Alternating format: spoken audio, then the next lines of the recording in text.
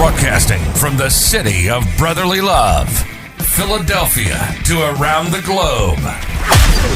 You're listening to Shark Bite Biz, your exclusive place for business strategy, sales, marketing, and tech in the roaring 20s. And now, here's your host, David Strausser. Here I am again, your host, David Strausser, and welcome to another flaming hot episode of Shark Bite Biz, your place to achieve business growth during a global pandemic.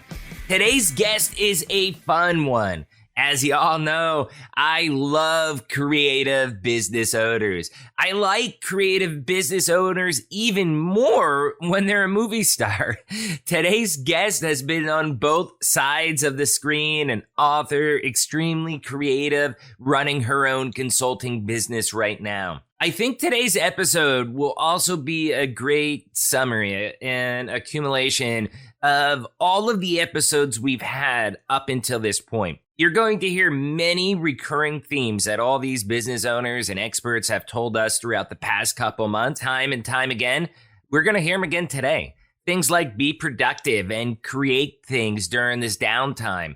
Always be producing something. That's something that should be really reinforced into your minds by this point of time. We're going to talk about film.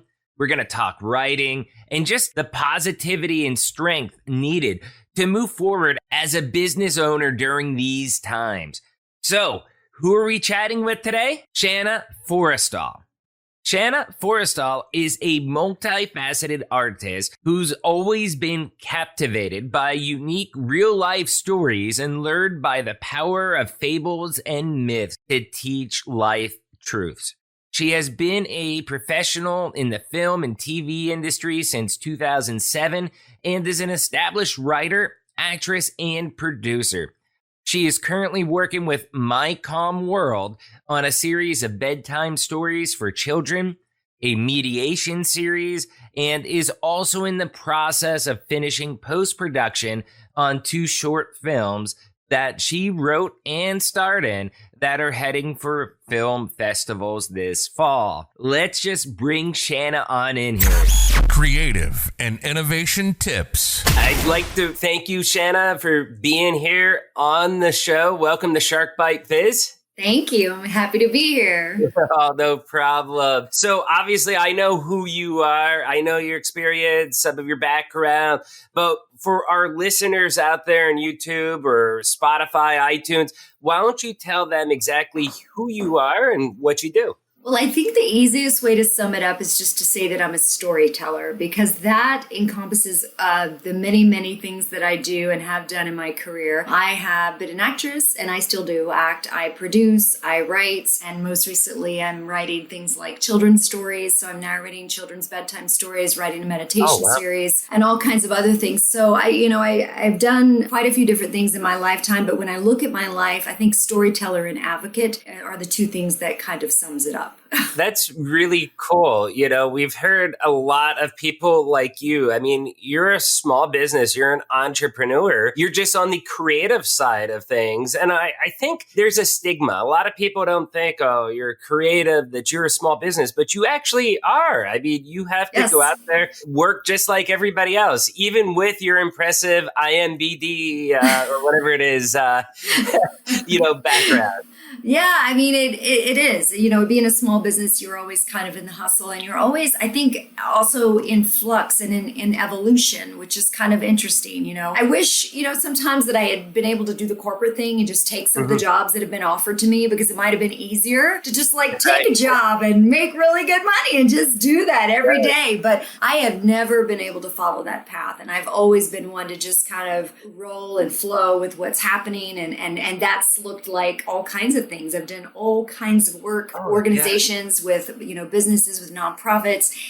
But honestly, when it goes back to it, it's always about storytelling, which is also marketing and advertising sometimes. Oh, yeah. And then advocacy, fighting for the people and the causes that I really believe in. So. Oh, and that's great. And it's really good that you have that passion. You've been in front of the camera and behind the camera producing. Which one do you like better?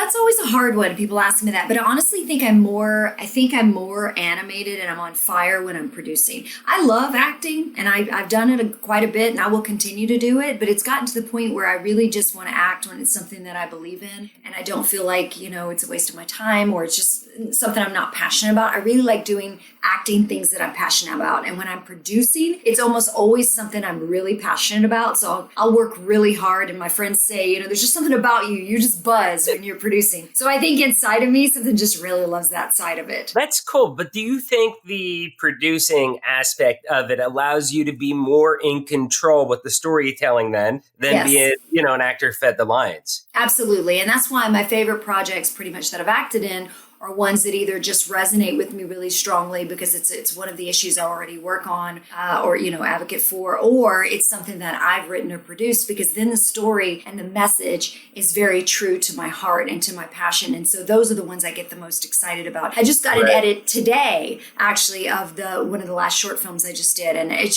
was exciting to watch, because when I watch it now, I'm watching it as a producer and not as the actor that was in the film. I don't even see myself. You know what I mean? It's interesting. Because now I'm in producing mode and I'm like, okay, let's post-produce this. How are we going to festival? What are we doing with this? And it's a very timely message. So it's incarceration of people of color in the South. And we shot this before BLM movement got going. So It's kind of nice to be on the cusp of what's happening, to already have been a voice and to already have been creating stories that are important. So it's fun. So the producing side of me just fires up when I see that. I'm like, oh, we're saying the right things and we were already saying them. And so we want to be part of that voice of change. So Shanna, since you brought it up about some of your favorite roles in front of the camera and behind the camera, I've got to ask you, what's your favorite role in front of the camera? What was your favorite role behind the camera? That's so hard. It really is hard because, every project is unique, and some of the wildest roles or most interesting roles I've played, they didn't get a lot of run. And then sometimes, you're in a big movie and you're there, but you're not seen because you're surrounded by stars, like Olympus Has Fallen. That was a great experience. I was surrounded by A-level stars and I worked for weeks and it was lovely. But are you trying to tell me that you were overshadowed by Morgan Freeman? I mean, cannot believe that. He's that guy that'll just kind of take over. I have this, honestly, my favorite photo of my whole life is me and Morgan sitting on a couch together in the Oval Office, like the big Oval Office. It's fantastic. And I have these bunny slippers on and my feet are propped up and we're sitting there like this. It's my favorite because he's such a magical person. He really was. He's somebody that there were A-listers all around. And when he spoke, everybody listened, and it was lovely. He's just one of those people who takes over. Yeah, he's got one of those demanding voices. If memory serves me correct, he has played God. He's the voice of God. Exactly. Mm-hmm. So, it's hard to top that. I get that. So I won't pin you down for anything right now, but let's focus a little bit on the business aspect of things, because I know from you personally with your experiences that you can relate to this. There's many businesses, a lot of business owners I speak to, they're suffering right now. They're crying, how can I pay my mortgage?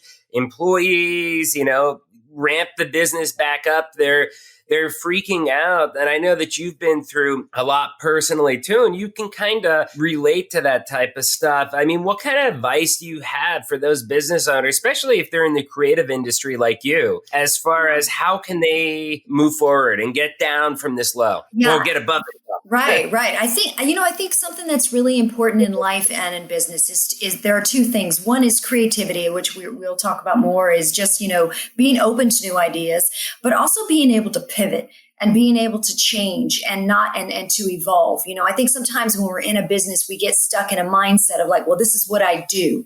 This is what I do. And this is how we do it. But, if we look at what's happening in 2020, this is an unprecedented year. The things that are happening we've never seen before. And it is the time of all times to be open to creativity, to new ideas, to shifting your business, to shifting how things are going to work and trying to anticipate the future. And I think that's where it's really key, is not just creating what's what's needed yesterday, but create Right. what's needed tomorrow. And that takes someone, looking ahead and being creative and saying, what are the problems going to be and how can my business solve them? And so I think in the middle of all this stuff, it may be hard to remember that because people right now are trying to pay bills. They're trying to juggle children at home that they're not used to, trying not to get COVID. We're doing so many things and right. So to sit down and to make the time maybe to spend that creative time on your business, to give yourself time to meditate, clear your mind, or do yoga, stretch, whatever it is that you need to do to clear your mind to be able to think. Of ideas. You know what I mean? I think we all just have to kind of figure out what works for us. It's definitely a time of change. And I think flexibility and creativity are crucial right now to figuring this out for all of us. Oh, yeah, definitely. And with that, though, I mean, what kind of struggles have you seen with your business? Like, give us some examples. How have you pivoted to stay successful during this time of crisis? Well, here's the thing. End of the last year, I started getting back in front of the camera again a lot. And I started, doing more acting, all of that thing. And then all of a sudden this hit and production is shut down. Luckily, I was in a place where I had projects that were already in the can, so I could switch to post-production. So I've been focusing on post-production instead and writing instead, because I know that when the shift happens again and production kicks up again, for real, there's little teasers right now, but I don't know that it's going to last until we get a solution. When it kicks up again, I'm going to be ready. I'm going to have scripts ready. I'm going to have things that are finished, that are ready, and content is going to be needed. I know that it's going to be desired. We're going to run out of Netflix. Oh my God. Right. So all of a sudden they're going to need content. And, so I'm trying to look ahead to that. I'm also, pivoting with what I'm doing. Some of the things that were a little further off, I'm pushing them up, which would be more of my children's stories, bedtime stories for children, because I know the kids are at home. I know the parents are stressed. I know the kids are stressed. When the kids, they feel our anxiety. And I know that a lot of parents are having financial issues, business issues, personal issues. Oh, yeah. There's a lot of stress right now. So I'm pushing all those children's stories out faster. We're working on a second album already, and that wasn't in the works, but we're doing that because we feel like there's a need for it, that these parents, can utilize this. Sorry. Mm-hmm. When you say album, are you talking musical album? I call it an album, but it's an LP. So it's basically stories that we set to instrumental music. I'm working with Jeff Gold. Wow. Jeff Gold writes instrumental music, and he's been doing it for years. He has a huge following all over the world. And he had reached out to me last year after my first story that my book that I wrote and had illustrated. And he said, hey, do you want to write some more children's stories? Because I want to do some children's stories set to music to help soothe children at night, because his music is all about helping people to relax and soothe and rest. And so we did a whole LP, and those have been rolling out. But now we're working on a second one. And I just actually took this time that I've had in the last month, which I wouldn't have had if we were in the middle of COVID. And I started writing again. And I started writing about topics that I think are going to be relevant right now. And we're about to start working on those in the studio, because we can do that, with just a microphone. We don't have to do any big production. So, it's a little thing, but for me, I'm trying to shift with what's happening. It's like, what can I do right now to meet a need? And I was listening to moms saying, I don't know what to do with my child. I mentor a lot of children on the spectrum, and I'm listening to the moms, like the programs are shut down right now. And they're like, oh my goodness, how am I going to do this? And so there's a need, and I'm trying to do my best to meet it. And at the same time, fuel my passion and get better at what I do. So I guess, that would be my thought or my idea for everybody, is just kind of to take the time to clear your mind, to take care of yourself and go, okay, within my scope of experience, passion, knowledge, and resource, what need out there can I meet that could also then generate me some funds down the road or now or however? How can I shift my business to meet the need of what's happening now in a COVID society? That's really, really good advice, because you're doing something that you love, you're passionate about, you're good at, and there's actually demand for it. Yeah. It's not like you're just creating stuff and nobody really needs it. You actually have a problem that you're creating the solution for, and that's pretty amazing. And I think that's the goal with all of us, with anything with business or even the art that we create. Some art is just for art's sake, it's for expression. But for me, a lot of the work I do, again, I'm a storyteller. And for me, that means I try to tell stories that matter. I try to use those stories to advocate for people who need their voices heard. So I think we're at a unique time in history where as much as any time, the creativity and the passion and the things that we have in our hearts, if we could find a way to link that to business, if we could find a way to use that to modify or evolve our business right now, it's a good thing to do. The world is changing and we need to be sensitive to that. And I think, the more we can pay attention to that, the better. And that's how we will evolve our businesses to survive this thing that's happening right now. That's really good, solid advice. And I think it goes for just more than people in the creative space like you. I mean, that's good, solid business advice around the spectrum, no matter what you're in. Manufacturers can listen to that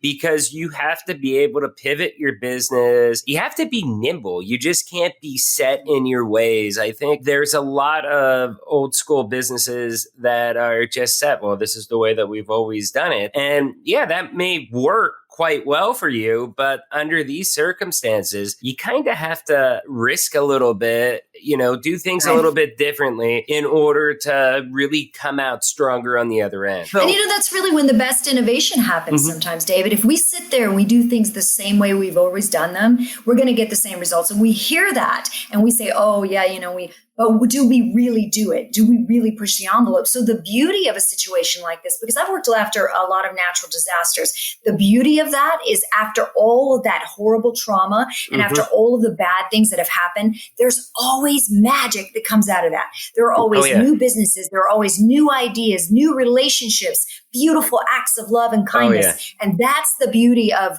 surviving and getting through something this hard, like this whole COVID crisis, is that we can come out of this better. We can come out of this different. And it's going to force us to change, which sometimes we need, right? We get so comfortable. It's going to shake us up and we have to. I love your passion and your energy. It's so fiery. It's great. It's great.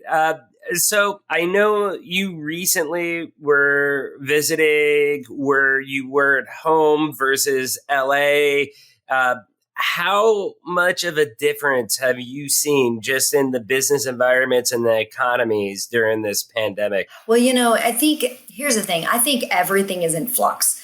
Because even New Orleans is supposed to go back again in about a week, but New Orleans keeps getting shut down. LA keeps getting shut down. I think that the key to all of this is being flexible and evolving, because every market is changing, every business is changing. And even when we think we know what's happening, we don't. And a few days later, it shifts again. My friends and I were joking. We're like, what's next? Zombie apocalypse in August? It's like all this crazy, right? Or I just heard they just captured the murder hornet up in Washington State. They have a captured one live. So murder hornets are back on the plate for August. There's rumor UFOs are coming by the end of the year. Like we're going to hear about the aliens. So, we just need to be prepared. Just need to be prepared. That might spawn a whole new line of businesses, David. We just need to be ready. Maybe crack up, because I remember I just saw on Facebook the other day a meme where someone was celebrating the end of the year, and it was like 11:59 p.m. with 59 seconds going into 2021. And then all of a sudden it was 11 o'clock with 60 minutes in 2020. Like it did change to 2021. And, it's a truth. I mean, who knows the level of craziness that we have in our country, around the globe. And it's not just going to end with 2020. We have to really think long-term and think strategic to prepare for today, but also for the future. So, Shanna, I know I'm so grateful that you've been here. We are running out of time for this episode of Shark Bite Biz, but could you please, you've given us so much inspiration in the few minutes that you've been here. It's been really great. What final words of advice do you have for any small business owner, whether it's, they're a distribution company or whether they're a creative like you? What words of advice do you have for them to get through this? You know what I would say, David? I would say hold on to hope. I've had some personal tragedy lately, and I've had to find my hope. And I wrote a children's story about it, actually. It's called Lila and the Dragon Named Despair, because I think despair is the opposite of hope. Despair means no hope. Hope is the opposite. So I think that we've got to do whatever we need to do to hold on to hope right now. And that is a personal thing. And that involves self-care, self-love, tapping into your resources, reaching out to the people around you, and just really hanging on to the good that's in our lives and being grateful. Because you know what? One day we're going to look back at this year, we're going to go, there were some really good things about that year. the time I got with my family, the time I got to think, the time that I was forced to pivot my business or my passion. We're going to look back and we're going to be grateful for those things. So I think hanging on to that and knowing that hope's going to come back around is an important part of making it through this. Wow, you're such an amazing person, and I definitely want to make sure that we have you back on here again in a few more months. Hopefully, we have solid internet connection by then, so we don't have to keep changing rooms. But how can people get in touch with you if they want to reach out? Because you have a consulting company, right? Yes. So it's just Forrestall Consulting. And anytime you lose me, just Google Shanna from Louisiana and you will find me. Oh, that's perfect. That's perfect. For everybody listening, whether iTunes, YouTube, wherever you're at, Spotify, we're going to have the link there in the description. Please make sure that you check out Shanna. As you heard, she is a wealth of knowledge and inspiration, super creative. And I think whatever your project is, she can definitely help you take it to the next level. Thank you for having me on, David. Oh, no problem. Thank you, Shanna. Bye. Bye. That was a fun conversation. I have to apologize, though, as Shanna was having some connection issues during this interview. So it's a little bit shorter than normal, but still, it was an amazing chat. How cool was that Morgan Freeman story? I mean, that's pretty kick butt, I must say, and definitely a bucket list item that she was able to check off. Life is all about those experiences, right? What was really cool was that she really feels, with all that she's accomplished, from being an actress to producer to writer to everything that she's doing, that ultimately her job is that of being a storyteller. And that's a really great point that I wanted to discuss a little bit. Times like these that we are in right now can make or break a business. Being able to get out there and tell your story, to create relative content that really makes your business shine through the story you're telling, is critical. But really, I mean, think about it. What is storytelling? It's communication. Communication, as everybody knows, is really one of the biggest keys to success. You really have to be able to get out there, communicate your history, your goals, your endeavors, your product, why people should be buying something. There's various different levels of storytelling, and I really thought that was kind of cool how Shanna laid that out during the interview. Then, on that same topic, as Shanna stated, it's not just about creating what was needed yesterday, but it's also thinking ahead and making sure that you have created what you will need for tomorrow also. It's an amazing time to reevaluate how you do your business. Why do you do things the way that you do? Why is your branding like this? Why are people forced to work 40 hours a week in an office instead of some work-life balance? It's a great time to reevaluate everything to see how you can evolve to be a more effective, leaner, more efficient type of business. Great fun episode, right? I loved my interview with Shanna. Today's question for the comment section is going to be, what do you think about using this time period to reinvent your business and evolve to do things better? Have you done it? Will you do it? Has your company done it? What were the results? Let's discuss. Thank you all again for tuning in. Remember, subscribe to the channel. If you love the content, then please smash that like button, but also make sure you share the video. We only get the word out by people like you sharing this content. Once again, I'm David Strausser. This is Shark Bite Biz, and we'll see you again next episode. Cheers.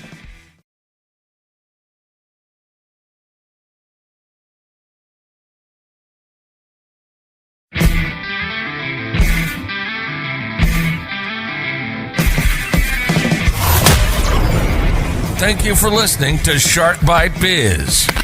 We hope you got some insightful info from this podcast. Be sure to subscribe to us through your favorite podcast app and visit us on the web at www.sharkbitebiz.com. How has business changed for you in the 20s? Email us at podcast@sharkbitebiz.com so you can join us and share your story.